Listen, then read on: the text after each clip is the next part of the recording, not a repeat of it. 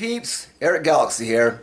So this week's episode is going to be a little top heavy on the preseason football, but I also have a Little League World Series update and the usual few things that cross my brain during the course of the week. Maybe even some basketball. So yeah, let's go. On with the show.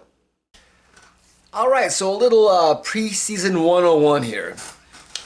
First of all, most of the games are on the NFL Network. So you're not going to be getting the A-team of announcers that the other major networks have. You're going to basically be getting the local broadcasters, which are almost always joined by an ex-player from that team, from the home team. And let's face it, not all ex-players were meant to be announcers. But there you got it. So you hear some interesting things. I heard one ex-player, apparently he did not agree with the call on the field by the referees, who are also, I might add, preseason. But he did not agree, and so he started equating them with the Foot Locker employees. Now, I thought that was a little disrespectful. I mean, because, you know, the Foot Locker employees are, well, they're dressed the way they're dressed. Well, you know. So, yeah, to equate them and say that they were basically Foot Locker employees was a little disrespectful. I also heard, actually, this was two of the announcers together, so it's surprising that one of them didn't catch this, but they referred to the old New Orleans defense as the Soul Patrol, when in actuality it's the Dome Patrol. But okay, once again, I mean, we're not talking like, you know, the pros or anything here. We're talking like, you know, people that are trying to work their way up, and that ain't gonna do it. So yeah, and you know, of course, the announcers, you know, they got their usual, you know, cliches they bandy about and everything. You know, that would have been a touchdown. It was almost an interception. One of the best. I would really like to see the list of one of the best, because it seems like it's a pretty long list.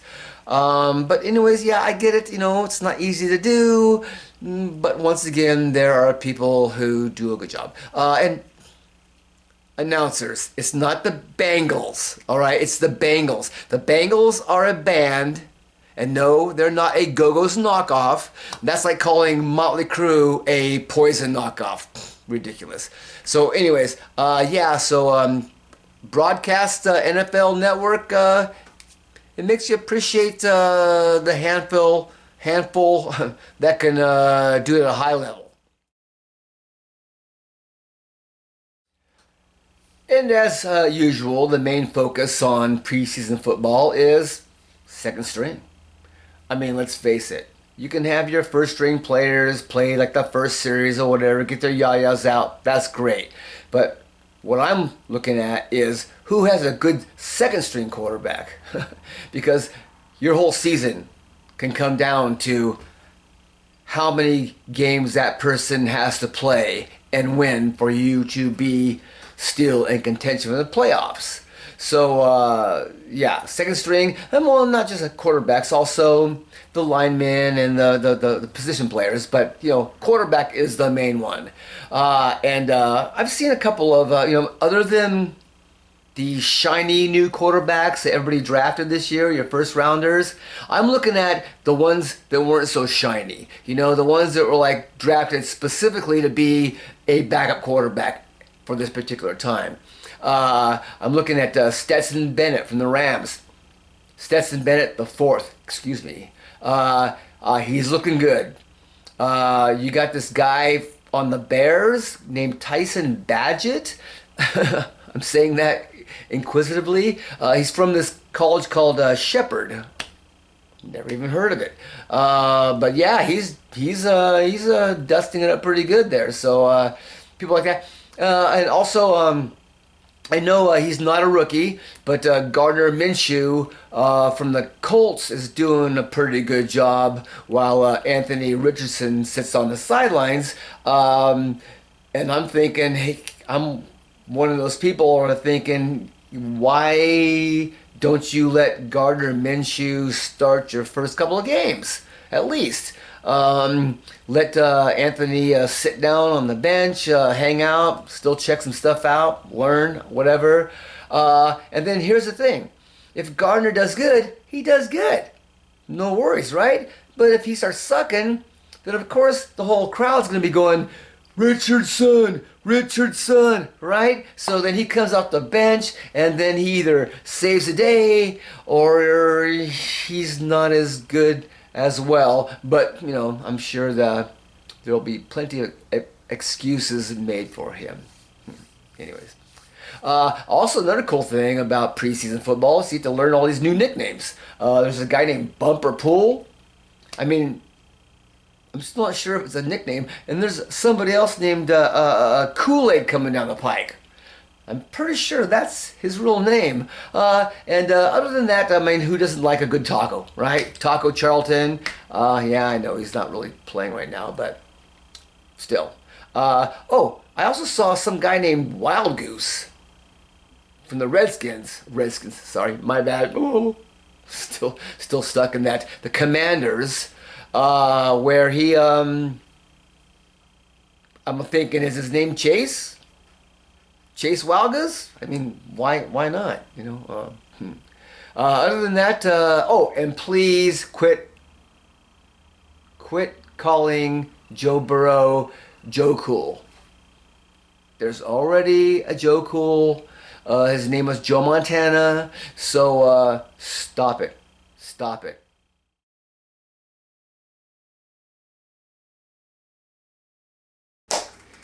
All right, so Little League World Series is in full swing. Already some teams have been eliminated. Unfortunately, the home team from Pennsylvania was eliminated, even though Bryce Harper and a whole bunch of Philadelphia Phillies were in attendance. One of the more intriguing storylines this past week has been the coach from El Segundo team, California. Apparently he's real good buddies with Fred Couples, the golfer, and also George Brett, the Hall of Fame baseball player. Also, I find this interesting. Apparently, some of his backyard barbecue buddies are members of the Eagles. So, yeah, I mean, that's a nice little, what do you call that, list of luminaries there. And apparently George Brett and I guess there's a player that plays for the Cardinals also has been giving equipment to the kids and everything. So, you know, pretty cool. They got it. And all their players, this is interesting, are over 5'9". So it's kind of like a what's in the water type of thing. When I was playing Little League, we had one guy that was pretty big, tall, really good, you know, playing baseball. He was way better than the rest of us. But he was kind of like an outlier. I remember, I think they moved him up to the next level because he was just way better than everybody else. But like at the All-Star, at the World Series, Little League World Series, you're getting pretty much All-Stars from all of the leagues, from their, you know, their states and regions and whatever. So you're gonna get a lot of 6'1", 175, you know, pound 12-year-old kids running around, along with a 4'9", 86-pound kid who's knocking the cover off the ball. So, but yeah, I mean, kids at that age are good in a lot of sports. Like that one kid from Alaska that's a hockey player as well. He looks to me like he's probably going to go on to play hockey more than he's going to go on to play baseball. But yeah, a lot of those kids at those age are good in a lot of sports. And coaches will always tell you, hey, you know, play as many sports as you can, because that disciplines of each sport is just going to help you later on when you decide to focus on one sport. The disciplines all help you, you know, what do you call that? Yeah, disciplines. That's what you call it. And then there's Stella from Tennessee. Stella and the fellas. She throws great. She bats great. She's probably one of the top 3 kids on her team. I mean, and I could see her going on and possibly playing high school, maybe into college baseball. I don't know how that all works, if that's available to girls after a certain age. I know that her role model was Monet Davis, and she went on to play softball, I believe. But you know, if you can play baseball, why can't they play baseball beyond Little League? It just would be really sad if, you know, because you're a girl, you're getting pigeonholed into playing the girls' baseball type of thing. Just, you know, it doesn't seem right. Another cool thing last week was they had the big league, Little League World Series Big League Pro Game. I think that's what it's called. I might have put a few extra words in there. So you had the Nationals and Phillies playing. And it was pretty cool because they play inside a ballpark that's like small. It's a minor league ballpark. I don't know what team who plays there. I'll look that up later on. Put it in the oops section maybe. But anyway, so yeah, so it's a smaller crowd playing, and it's really cool because they had this thing called the Kids Cast. And it was basically 2 kids were announcing, and I don't know how old they were. Their names were Zach Brody and Owen Hefner. And I don't know how old they were, but they were really good. They looked to be about, you know, somewhere between junior high and high school age, I guess. But like I said, kids nowadays are big. Yeah, they did a pretty good. They had this girl on the sideline. Her name was Pepper Purser, I think it was. And yeah, she was good. They did a good job. I've seen a lot worse from announcers, let me tell you. These guys, you know, they had it going on. Sure, there were some flubby moments and everything, but, you know, to be expected. The really cool thing was when they got to interview the players, and it seemed it seemed when they what was his name, Michael Chavis from the Nationals, it seemed like the players, these professional players, were like acting like kids.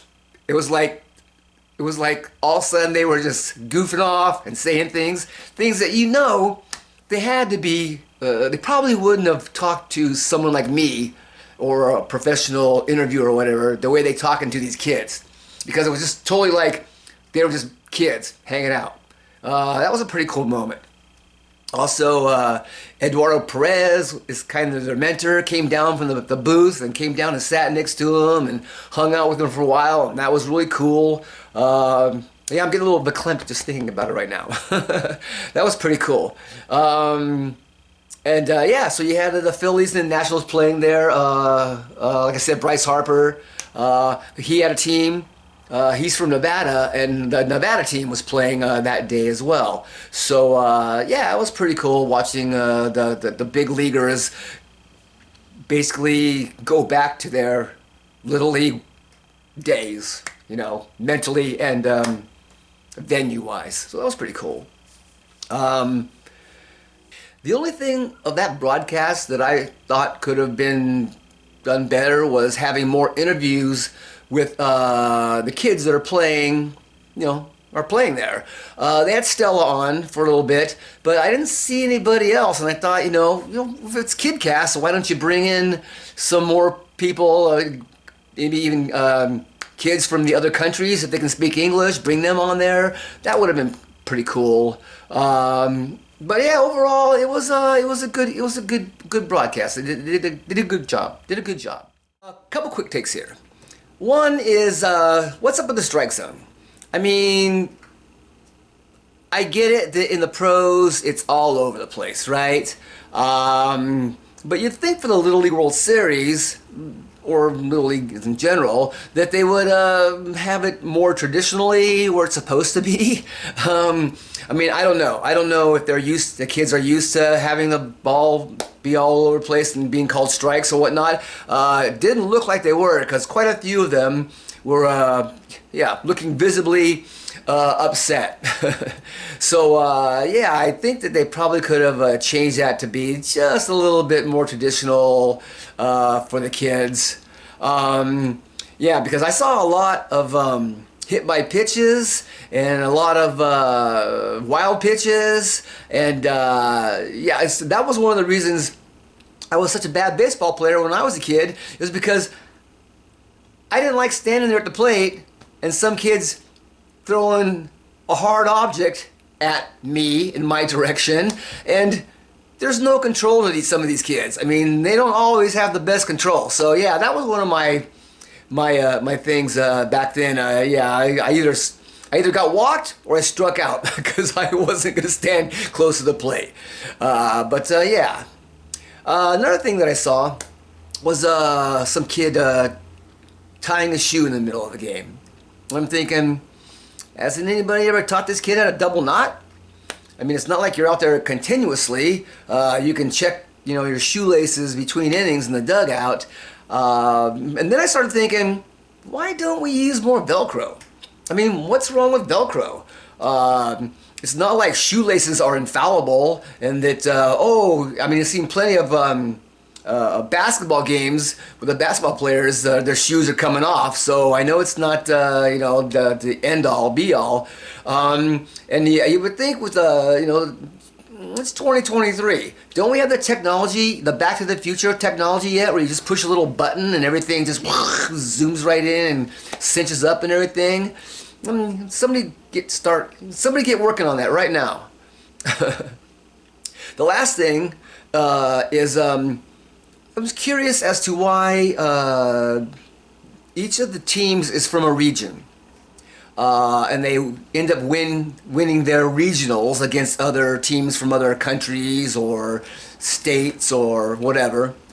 But when they put the scoreboard up at the top there, it lists them as states and or countries. It doesn't list them as being from a region, even though their uniforms will say the region on it, West or Southwest, Mid-Atlantic or whatever. But the scoreboard will list them as their states, and I thought that was kind of odd. I mean, I could see, if you want to, during the broadcast, you want to say where they're from in the region, I get that, but having them on the scoreboard as states looks, I mean, it's kind of like, well, hey man, these kids, they won a whole region. They're not just from a state, they're from a region. They won over all these other teams in their region, so why don't you post them as regional winners? Just saying. But yeah, overall, World Series, Little League World Series is still on. I think we got another week to go. I'll double check on that. But yeah, stay tuned.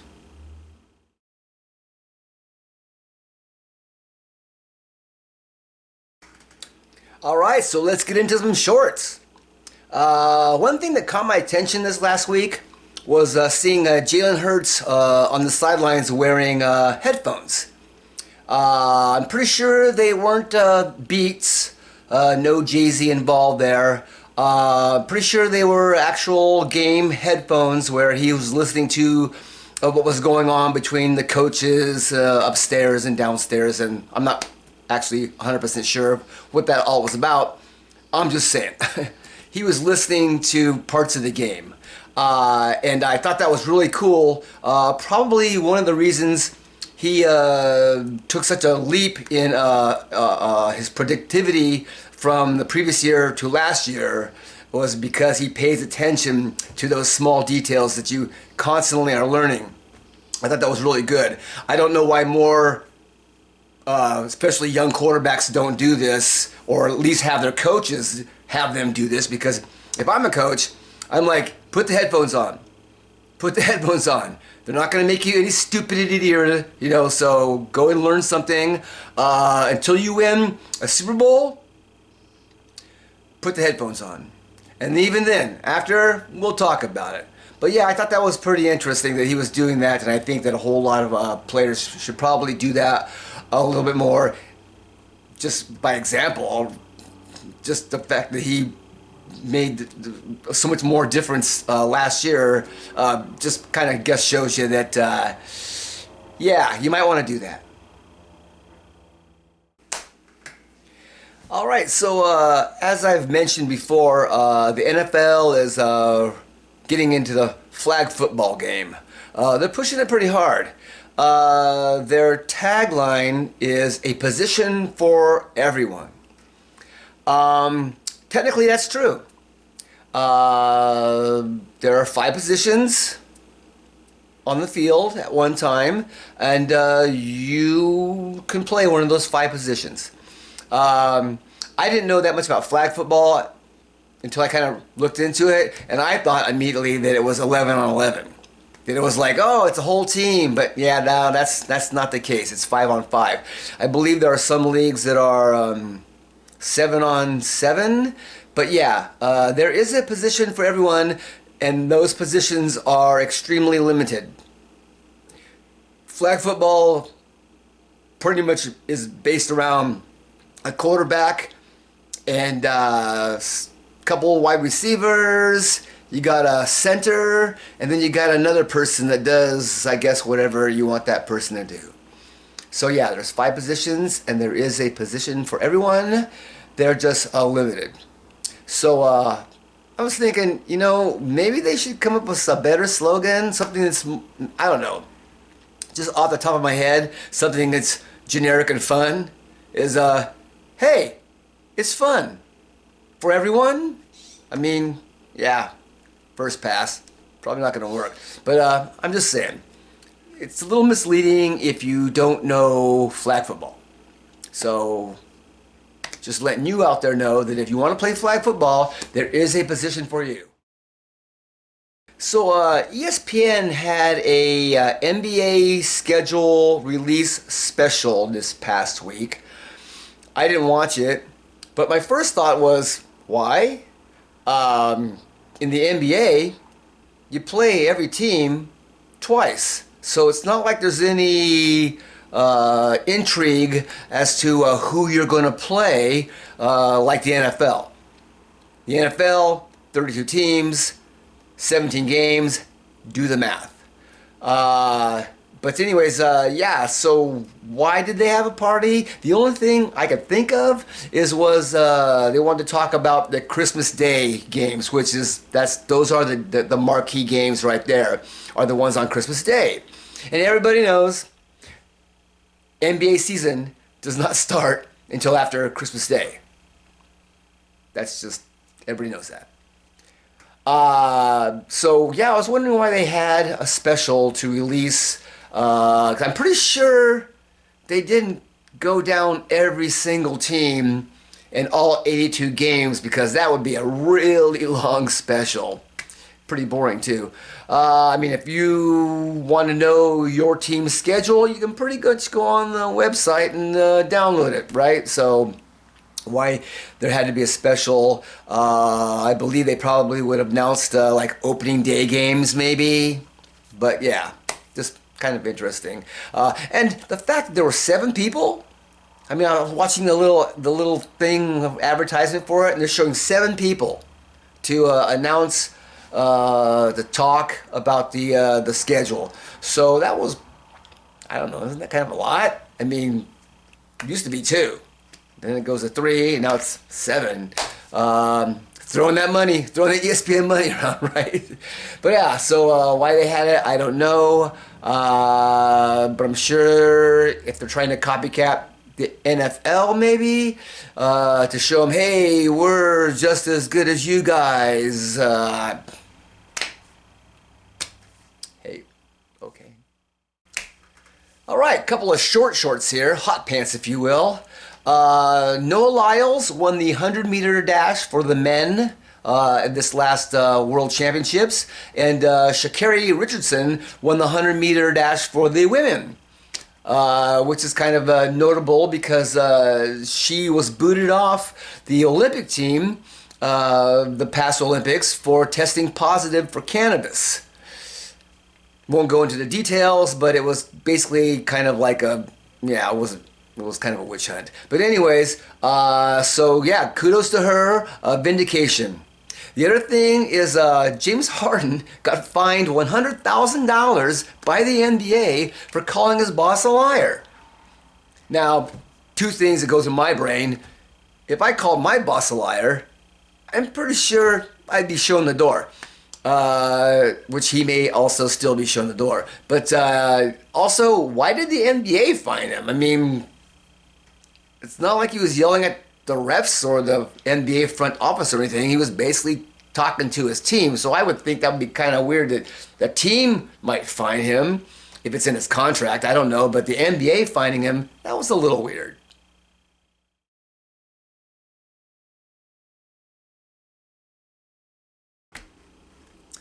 All right, so on this issue of Oops, it's called the MLB Little League Classic. So, yeah, I threw a whole bunch of extra words in there that didn't belong, but okay, now you know. The sideline reporter was not Pepper Purser, as I said. Her name is actually Pepper Pursley. So yeah, I guess that's an oops. The game was held at a place called Bowman Field, which is the home field for the Williamsport Crosscutters. Okay. Sorry, I said Redskins. Oops. Got one RIP this week.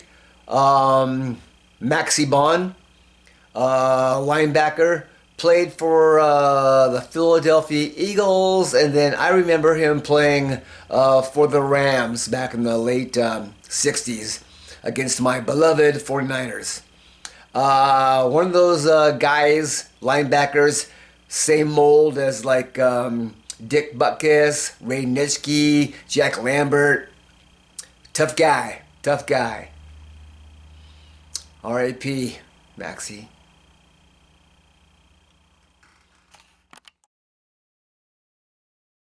Alright, so this is where I'm supposed to ask you to subscribe and like me. Subscribe, definitely. Like me, I'm like a lot of people. Also, I don't really want to take that survey at the end of the phone call. So, yeah, you can do that. So definitely subscribe. And make sure you click that little bell on the top that says all so you don't miss one single episode of Twit Radio. And like. And Jim Plunkett, Hall of Fame.